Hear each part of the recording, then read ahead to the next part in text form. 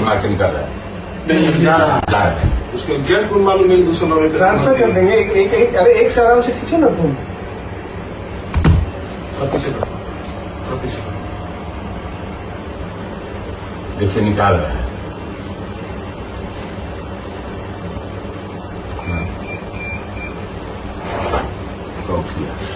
Pistol है sir.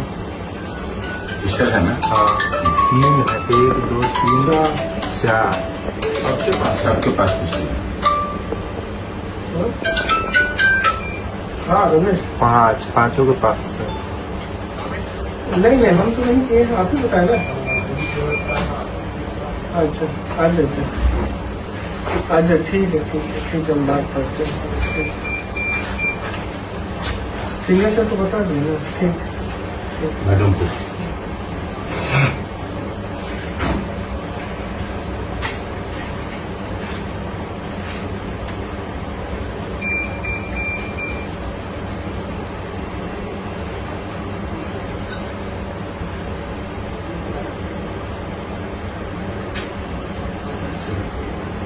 Discount है इसके साथ, अटेंडेंस विस्तार उसके साथ आप कुछ कह सकते हाँ वही अब तो क्लियर है। हैं।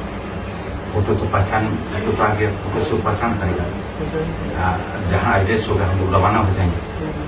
ये सब काम होगा।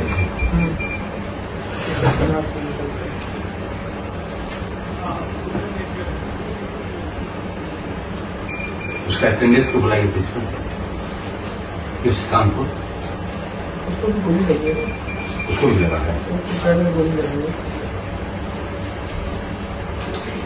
चलो।